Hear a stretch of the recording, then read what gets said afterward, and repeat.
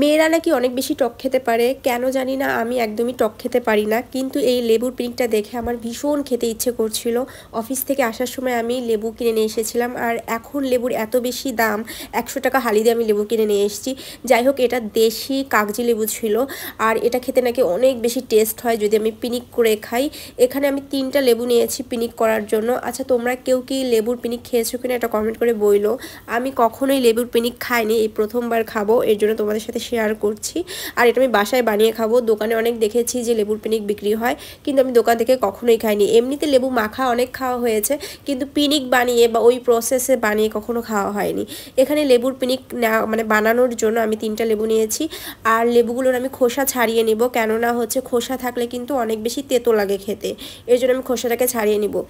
আর লেবুর খোসা ছাড়ানো এত বেশি কষ্ট, কেননা লেবুগুলো একটু পাকা পাকা হয়ে গিয়েছিলো, খোসাগুলো অনেক বেশি শক্ত হয়ে গিয়েছিলো, এই জন্য আমার খোসা ছাড়াতে অনেকটা বেশি সময় লেগে যায়।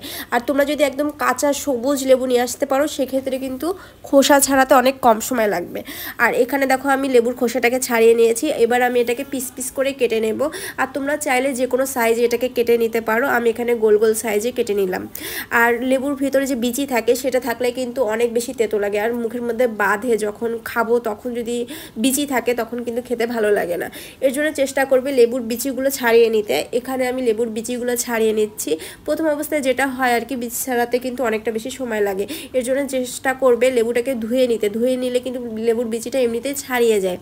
এখানে আমি এটা একটা ভুল করছি, আমি কিন্তু লেবু কাটার পরে সেভাবে ভালো করে ধুয়ে নেইনি, না ধুয়েই কেটে ফেলেছিলাম। এবার দেখো আমি এখানে বসে বসে লেবুর বিচিগুলো ছাড়িয়ে নিচ্ছি। একটা কথা বলি, সেটা হচ্ছে বাইরে যে খাবারগুলো খাওয়া যায়, মানে যেগুলো স্ট্রিট ফুড বলে, এগুলো কিন্তু অনেক বেশি আনহেলদি হয়। এর জন্য চেষ্টা করবে যে কোনো খাবার বাসায় বানিয়ে খাওয়ার, সেটা কিন্তু হেলদিও হবে এবং কি খেতেও ভালো লাগবে এবং স্বাস্থ্য উপকারিতাও পাওয়া যাবে। লেবুর এই পিকনিক বানানোর জন্য কিন্তু আমি ইউটিউবে অনেক ভিডিও দেখেছি, কোনটা বানাবো কোনটা কি করব। অনেক ভিডিওতে অনেক কিছুতে দেখা গিয়েছে যে অনেক রকমের মশলা, তারপরে কাঁচামরিচ, তারপরে শুকনো মরিচ, তারপরে মরিচের গুঁড়া, হলুদ, তারপরে জিরে গুঁড়ো, বিভিন্ন টাইপের মশলা অ্যাড করে। বাট আমার এইসব মশলা টশলা কিচ্ছু দিতে ইচ্ছে করতেছে না, কারণ এগুলো দিলে মনে হবে যে লেবুর পিকনিক খাচ্ছি না, আমি এখানে মশলা মাখিয়ে ভাত তরকারি খাচ্ছি। যাই হোক, এর জন্য আমি খুবই সিম্পলি করব, আমি আমার নিজের মতো করব, আমি কোনো ভিডিও ফলো করতেছি না, আমার মন মতো যেটা মন চাচ্ছে সেটাই করব। এখানে আমি একটা শুকনো মরিচ পুড়িয়ে নিয়ে আসছি। এটা চাইলে তোমরা গ্যাসের চুলাতেও পোড়াতে পারো, চাইলে গ্যাস লাইটেও পোড়াতে পারো, যার যেভাবে সুবিধা সেভাবে পুড়িয়ে নিতে পারো। অনেকে চাইলে ওটাকে ভেজেও নিতে পারো, যদি শুকনো খোলের মধ্যে দাও শুকনো মরিচটা, তাহলে কিন্তু ভেজে নেওয়া যাবে।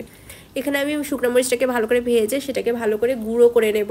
এটা আমি হাত দিয়ে গুঁড়ো করেছি, যাদের হাতে অ্যালার্জি প্রবলেম আছে তার হাত দিয়ে গুঁড়ো করো না, সেক্ষেত্রে কিন্তু অনেক বেশি ঝাল লাগবে, হাত জ্বালা করবে।